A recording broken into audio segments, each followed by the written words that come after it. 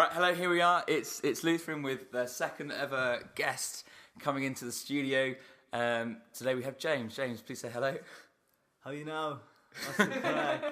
What's the story? What's the story? We've also got an audience today. So audience, please cheer. As you can hear, there's two of them. So we're here today to talk to James about the projects that he's doing, the creative stuff that he's been working on, and we're going to hear some more of his stories as well, just like we heard from Frida about 3 weeks ago. Was it Frida? Probably. One of the audience? Yes, she's not listening. So we're going to talk to James, and as we learnt last time, James, where are you from? I'm from Ireland, man. I come from the west side of Ireland. It's a place called Castlereagh in Roscommon. I usually tell everyone over here Galway because it's Galway's the closest city, and a lot of people don't know Irish places. What's it like? So obviously we're here in Düsseldorf. Düsseldorf city of 600,000 people. It's got kind of a relatively bustling centre. How does your kind of hometown compare? Like the end of a busy street here in Düsseldorf, like Heine Alley, you know, it's a small little place. But I was always one to go to the cities. I lived in Galway ever since I moved out of home. Lived in Dublin actually straight away when I moved out of home. And after that I worked for a while in Kildare, all different places around Ireland. But I always wanted to be where the stuff is happening, where the shopping centres are, where the cinemas are, so I can go get my shoes when I want without having to travel so far, you know, do shit. Like, I was so sick of being in a little village of a town that I always wanted to be away from that. And when did you first move out? I was going on 16, finishing school. So wow, that's young. I was living in Ashbourne in Meath, just outside Dublin. I was doing an apprenticeship there in the ILAC Centre. It's a big shopping centre in Dublin, one of the oldest shopping centres in Dublin. Actually, it's not that big anymore. And we were rewiring that, and I was going on 16 years of age then. So your apprenticeship was in as an electrician? Yeah, it was as an electrician. Because I don't know if I've mentioned this, but I got a light broken here in my kitchen. Kitchen is completely dark. Yeah, I'm your man. You just buy the lights and I'll stick it in. Brilliant. I've actually bought 3 lights for that kitchen. They keep fucking bursting. Frida pipes up when she hears stick it in. Classic. He's got all his teeth. Okay, brilliant. Okay, so you left home around 16, went to the city, doing your apprenticeship. What's the best way to go about the next bit? Do we ask how you got to Düsseldorf, or do we ask what your motivation was, and then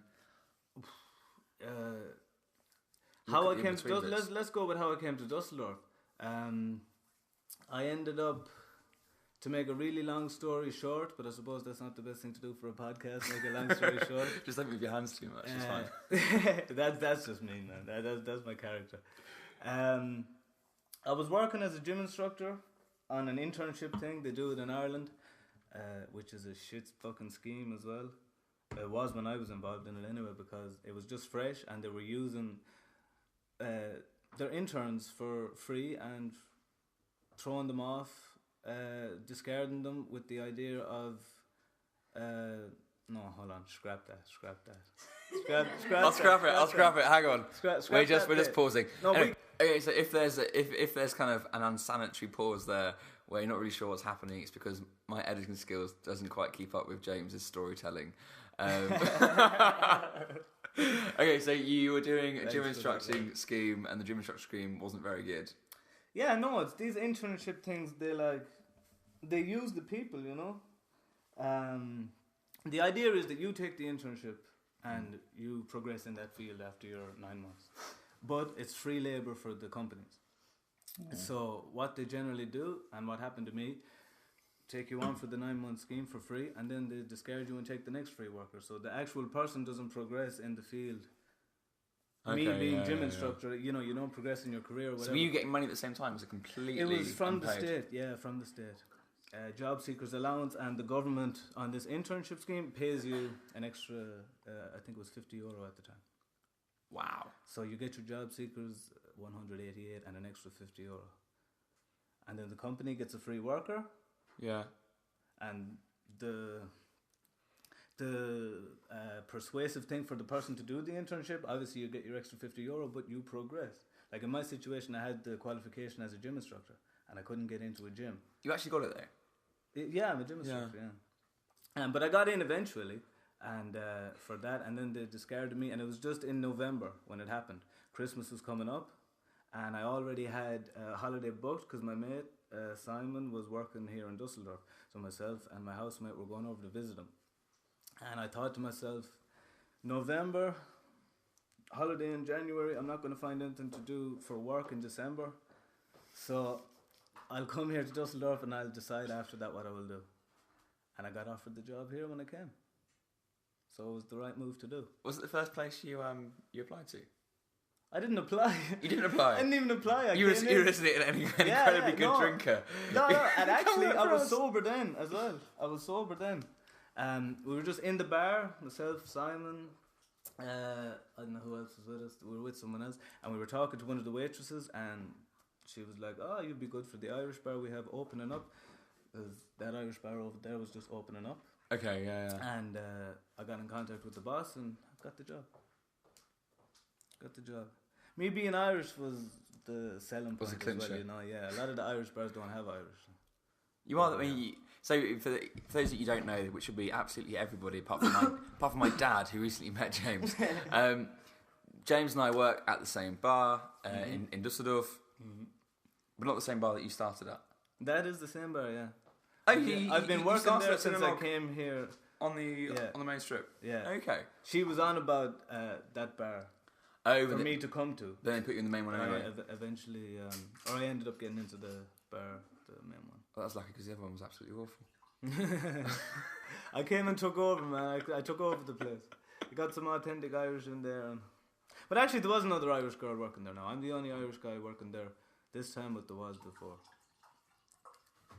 Okay, so what the reason I really wanted to get James onto the podcast was because James is a barman by night, and by day he is doing rap music. I'm an Irish hip hop artist by passion. The audience goes wild. Squinty, they call me Squinty, 2J aka Squints. Find me on Facebook, YouTube, SoundCloud. Get me on Snapchat too, all under the same name. Okay, so what got you into rap? Oh man, hearing Eminem when I was really, really young. Hearing Eminem when I was like very, very young. I remember a regular thing for us to do when we were young, like on a Saturday and a Sunday, we would tag along with my dad to the bar, to the pub. And we were friends with like the owners of the pub kids, you know. So we would be there, we'd be chilling, we would be playing football and shit like that. And as the evening would come, we'd go upstairs and play the Nintendo 64 and all this kind of stuff. But one of them had an Eminem CD. One of their older brothers had an Eminem CD. Yeah. And he would put it on and I would listen to that. This is the first time I ever heard any like hip hop or anything like that. So they would be playing the N64 and I'd find myself wanting to hear the music more. So I'd go into the other room and I'd just listening to the Slim Shady LP. And this guy was talking about, yeah, as you know, Eminem, man. Drugs, being cheeky. Peeps. Like killing his mother and all this Eminem's stuff. a cheeky boy. Eminem is Slim Shady is a cheeky motherfucker.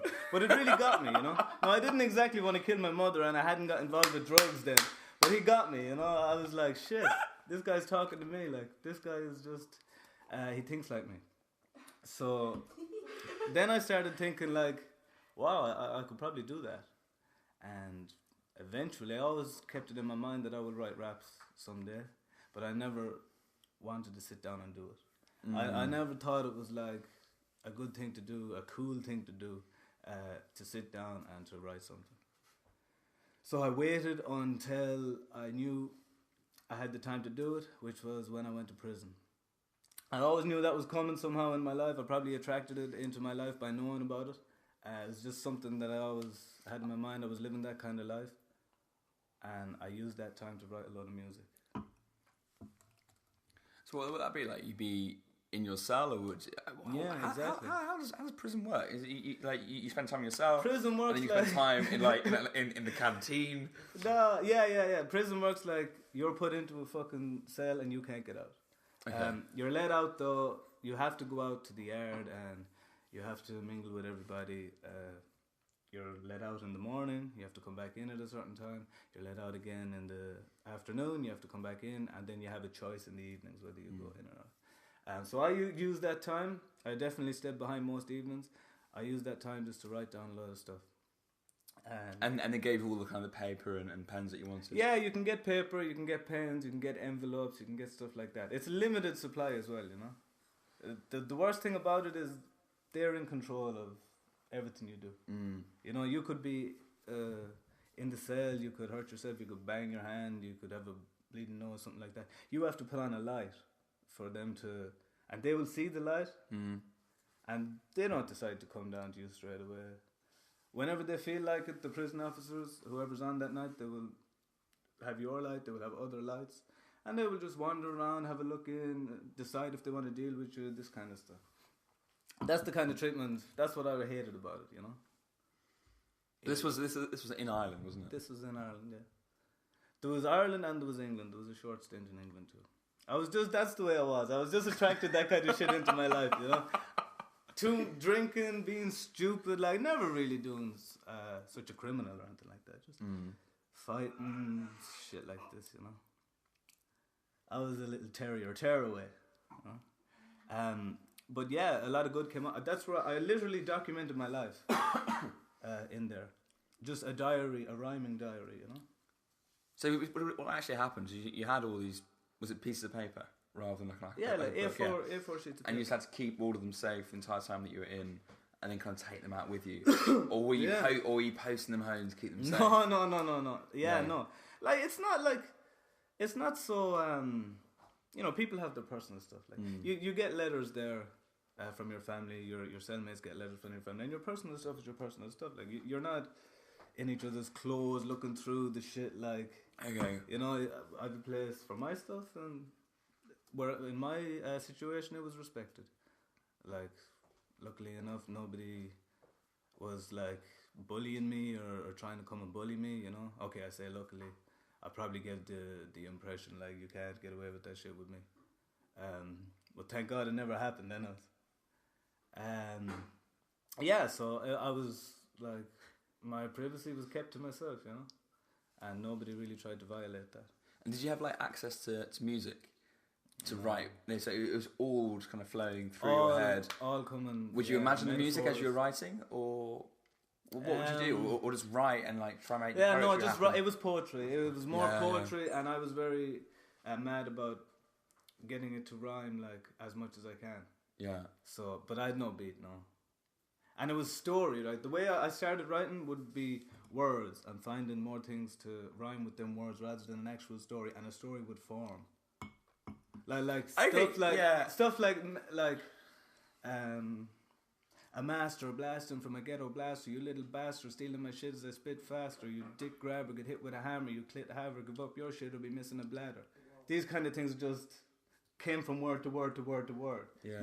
Not something I want to write. But it was still kind of personal to you from an emotional way, or were you just really interested in just like making the rap actually? Making the rap. You're interested in making the rap. But then like, I don't know, when you sit down and write so much, your shit comes out too, you know? Yeah.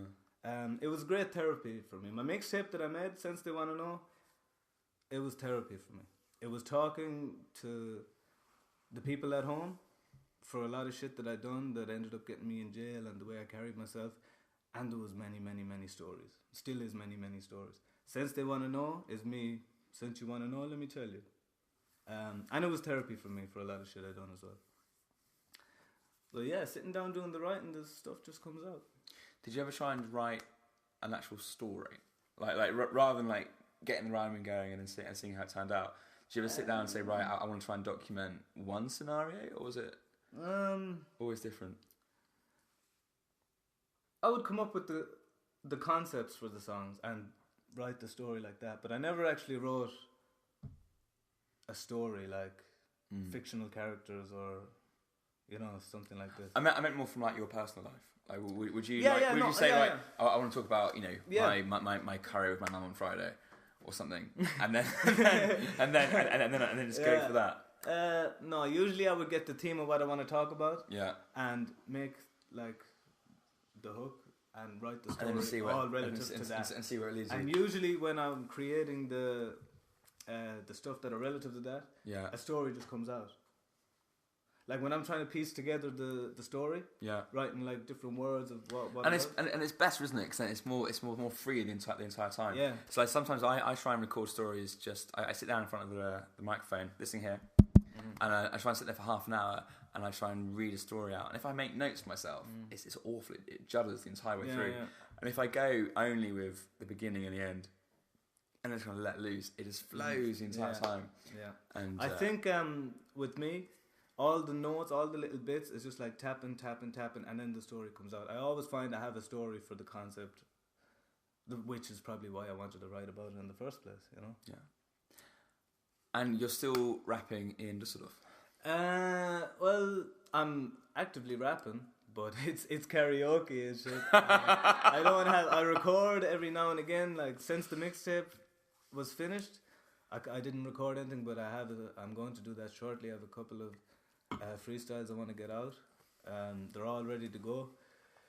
You've got I have access to recording, and I just haven't been doing it.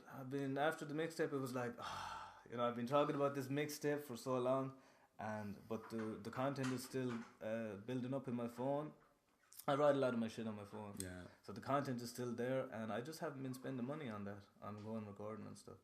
But the passion is there to do it. It's almost like it's been too long now to get back at it, you know?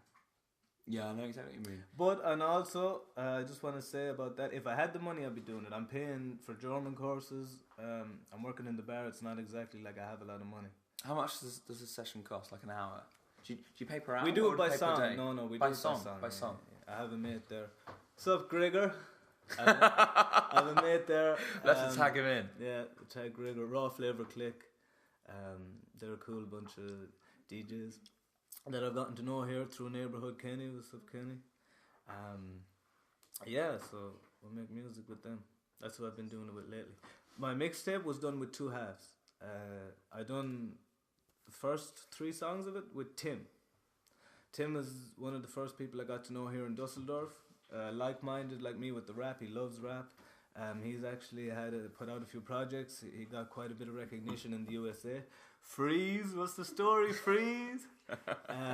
That's his name. So I recorded stuff in his house. A lot of stuff, actually, like 12 songs. But that was me finding my voice. Like, did he have his own studio in his house? And you No, just, like, we literally took some of the doors off the hinges, set it up like a box thing. Seriously? Put like a blanket over it, set up his mic, and he had a Mac, and we went. It's because the other day I was narrating it with this microphone, and like the amount of like tinny, or like actually it was every time I did that after like 5 lines, it sounded so horrible coming back to it, and so I kind of rooted around in my chest of drawers, and I found this N-dubs. Yeah, like Dappy. Yeah. I've got one of Dappy's hats, and I just stuck it over the mic, Yeah. and all that just went. Yeah, It just went, and I was so happy with myself. Yeah, and actually, part of the reason for putting the cork board there was that I read somewhere that it will minimise, insulating the sound. And I think I probably need more than just like one. That's you do, man. You want to cover the whole. I need to put it on the ceiling, and I need to put it on the roof. Or see this stuff here. I'm feeling a laptop case, but it's got the eggshell effect. That's good. That's really, really good. That kind of stuff around the mic. Around the mic? Yeah, it just has to be around the mic. It doesn't have to be the whole room. Like that's where the. Jesus, so I've wasted 50 years on a huge piece of cork for my wall. Well, we can make this into a big studio. Man. Like just. Well, to be honest, if so, we are trying to raise funds for a project. If we get the money, then we are going to invest a lot of that money into buying the right equipment to record stuff properly, and it will sound a lot better. So let's make a studio. Catherine's studio? Yeah. She's in for it. She's up for it. I'll come by and record some shit there as well, music. Actually, we nearly got an apartment there. We were looking at an apartment and it had a Kellner. Yeah. You see the Kellners here in Dusseldorf? Oh, man. Cool. or here in Germany, if you're listening from Ireland, a lot of the apartments and stuff have underground like basements, but it's like a walk-in wardrobe, and a lot of them are like stone, so it's perfect for recording. Yeah. Yeah, I don't know if stone is perfect for recording. But No, I was going to say that sounds absolutely fucking awful. It's a perfect space. You know, you can make it. It's a perfect space, and they're completely alone, aren't they? For days on end, no one will go down there. Yeah. The Germans knew how to plan for something. They were clearly scared. I won't. No, okay, brilliant. But I think it was on our second or third shift together. You showed me a video. Yeah. And that was what I was really impressed by that, the whole thing coming together. Yeah. So you got, because actually it's all synced together. Mm-hmm. Who produced it for you? Well, there was a few people involved. Coco, a guy we used to work with, what's the story, Coco? We recorded it. He's got a great camera. We walked around the media haven and everywhere, and we recorded that. We did not know what we were doing. We were just doing it as we go. And then I had the footage for like a long time, and my beautiful girlfriend, Mujan, she put it all together in like one night after sitting on it for months. Yeah. Okay, 2 nights. One session. Like we would sleep and wake up. We have to do the video. So it was one like block for the video. That's really funny. I've been talking to Catherine for the last 2 months. You have to draw the illustrations. I bought her a scanner. I bought her pencils. Yeah. I bought her paper. And now she says, has she drawn the illustrations? Like, fuck has she? Now she says, I need an iPad. That'll get them done. No. Bank of Daddy. We kind of, yeah. No, we kind of tapped into a passion of Mujan's with that, like, you know. So yeah, yeah. She really loved it. This is where Mujan probably has to actually say hello, and no, she's saying no. Oh Jesus! Frida's in the house. She'll talk. No, yeah. That's a shame. She loves the whole photography, video kind of stuff, and editing and everything like that. Or maybe we'll have to hire her actually, because we need to make a video soon, a 2-minute one. Her actions speak louder than words. Yeah. She, like the video, for example. Yeah. Sure. Okay, brilliant. Yeah, because we need. Don't be going dirty with it, Leo. Don't. I've seen the way you were doing that. No. The bed's right next to the door. What's going to happen? Everyone were here. Anyway, let's get back onto rap. So you went out into Düsseldorf and you were filming. It was all going really, really well. And then. Went back to where are we? Yeah, just karaoke, man. I just get a lot of practice every week doing the karaoke here in Düsseldorf. I really wanna like perform that mixtape around the place. So I have a perfect platform to do it. I just haven't done it because I've been doing so much shit with the German. I'm really concentrating on learning the language now. You know, before I done the mixtape, that was my focus. You know, the mixtape. I would get a bit sidetracked with the bar life, with drinking and stuff like that. But that was my focus. And now I'm involved with the German. That's kind of my focus. So the rap stuff is there. The passion is there, but it's not what I'm doing. What I'm studying now. Well, I've even found that here. So I've made writing for Louthrin my sole focus for the last month. But I've been working 3 times a week at the bar. But actually, because it finishes so late, and I'm still kind of waking up at 6 or 7 every morning trying to work. I found that I can only. That's hectic. I can only work 2 days a week. Yeah, it takes absolutely. I haven't slept. Every time I finish work, I can't sleep unless I'm doing 2 shifts in a row. You need the rest, or like the writing you're doing and the stuff won't come properly. You need to be refreshed. You need the rest. Eat right, that kind of stuff. Rest is as important as anything. Eat right. Eating right. Doing Speaking of eating right, where's the curry, man? Where the curry's in the room. In the other room, simmering away is a curry, but we're waiting for 2 more guests. No, 3 more guests. Hello.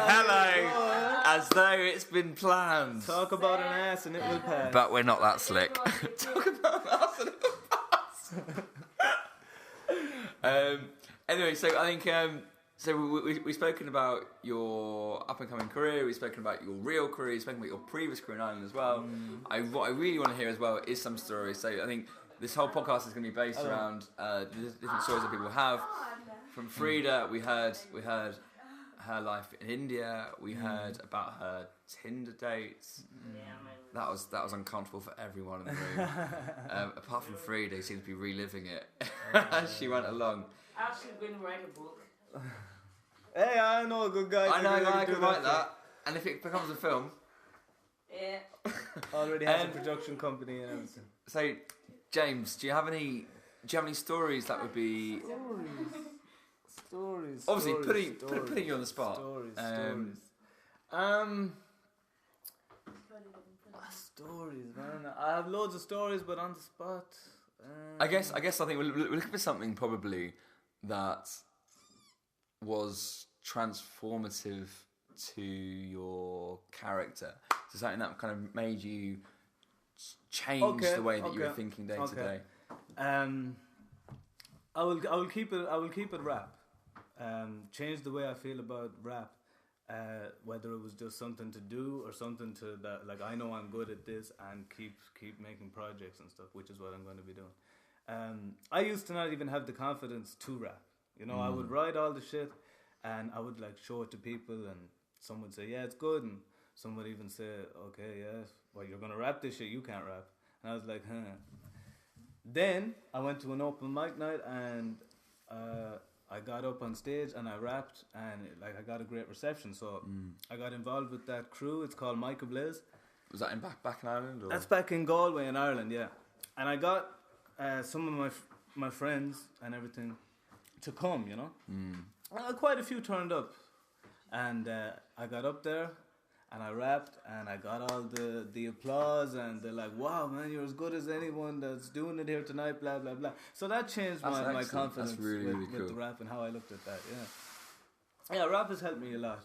Speaking of Galway, have you heard Ed Sheeran's song, Galway Girl? Galway Girl. That's so fucking weird. I was looking at a Hot 97 interview today and they were talking, it was one where Ed Sheeran was on and they were talking about Galway Girl. That's the way he was saying it. Yeah, Charlemagne was saying Galway Girl.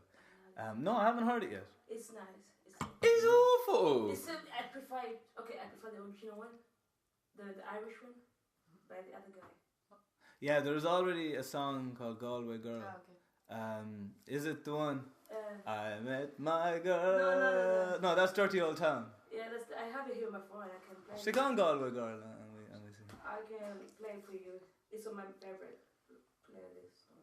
But the reason I dislike it is it's not very good. Are you getting better for not liking Ed Sheeran? No. What I did was I grabbed her hand, but she's just done a nail polish. I've managed to smear it a tiny bit. You need to stop playing it because I don't know if we have to pay royalties if you play like too much of it. Like, do you know how that kind of thing works? Yeah. Like 10, 30 seconds. I have no money, Frida. Shut up. So anyway, Ed Sheeran released a song called Galway Girl, and he's got he's got pipes playing, he's got flutes and all that.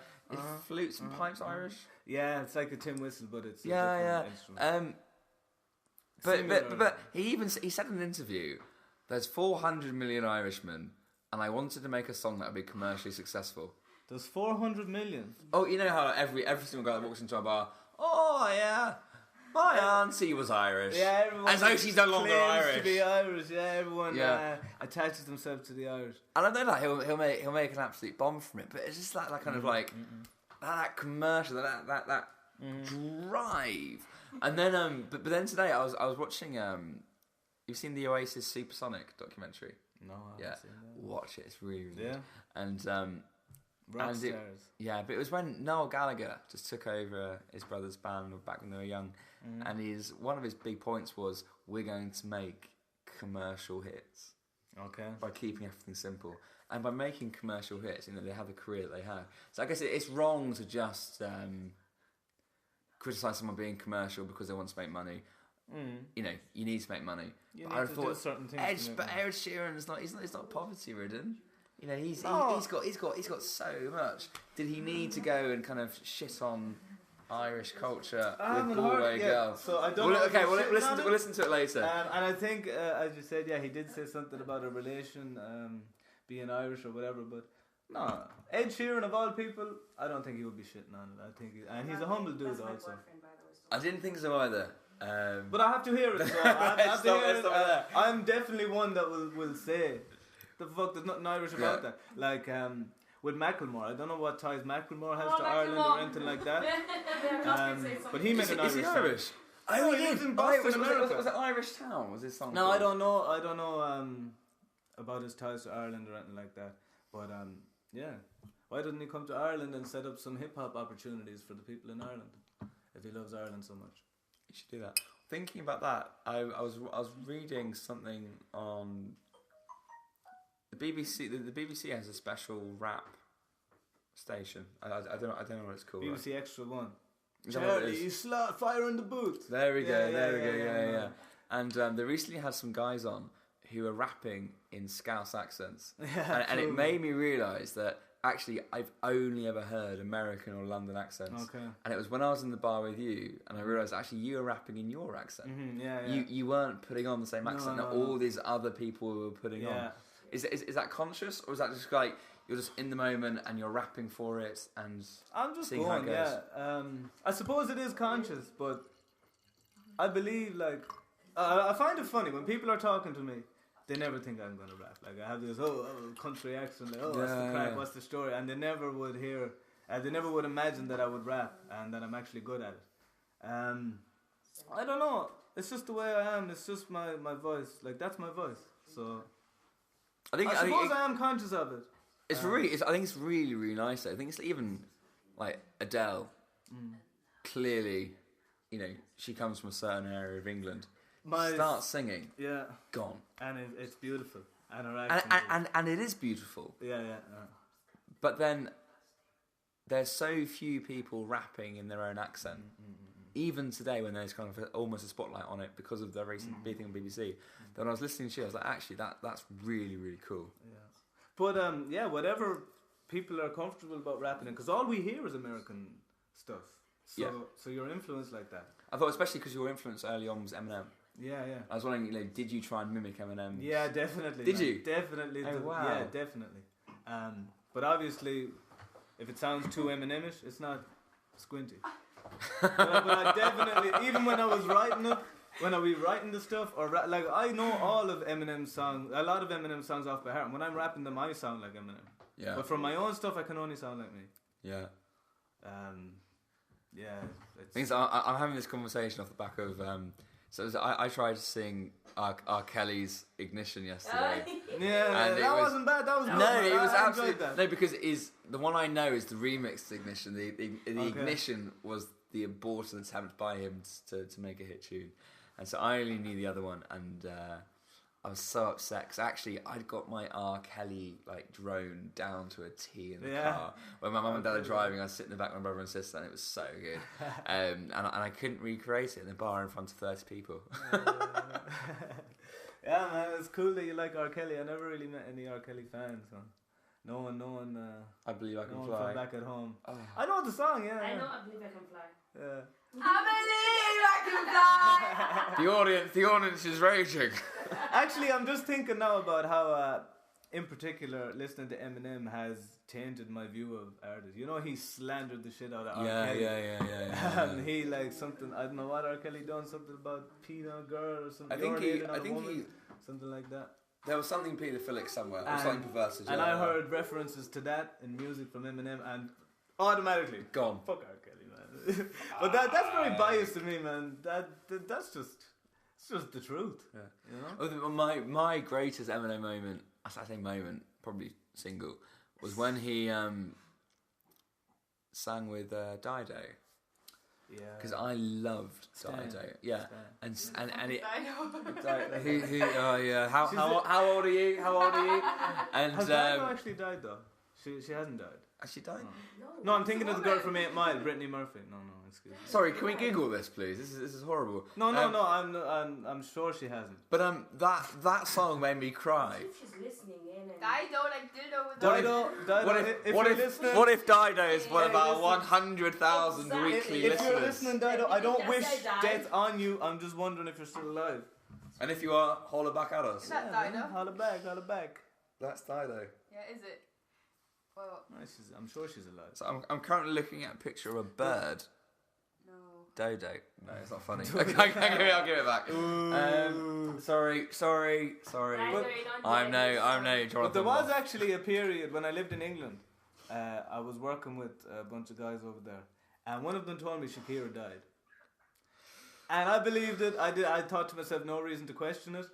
Didn't go searching for any evidence or anything like that. And a couple of months later, Shakira put out a song, and I was like, I thought she was fucking dead. And I sounded like the craziest fucker in the room that time. I've actually got a faintly similar story, except I come out really badly from this. So when I was 19 and working at kindergarten, I got a text from a friend saying, Shaggy's dying. And I'm thinking, it wasn't me, but I saw you on the counter. It wasn't me. It wasn't me. And so I went onto Facebook and I wrote R.I.P. Shaggy. Really? It wasn't me. Oh fuck. And then I found out that it wasn't. It wasn't him. It wasn't him. It wasn't me. That was funny. I was expecting. It was actually a guy in the year above me at school who was in a car crash. Oh fuck. Jesus. Oh Jesus. But I didn't find out the truth for about 8 months, and so I had this awful Facebook status for 8 months where it looked like I was taking the piss out of him. Jesus Christ. Shame on you. That's what Facebook is shit. Nah. Yeah, Social media is shit. Frida's spoken. And thank God she has, because actually I didn't know where to go from there. I felt I was getting closer and closer and closer, so I just want to have a joke about the singer, and thank God I didn't. Fuck Tinder, fuck every social media. Pipe audience, shush. Anyway, so I guess we've spoken about your past, we've spoken about your present.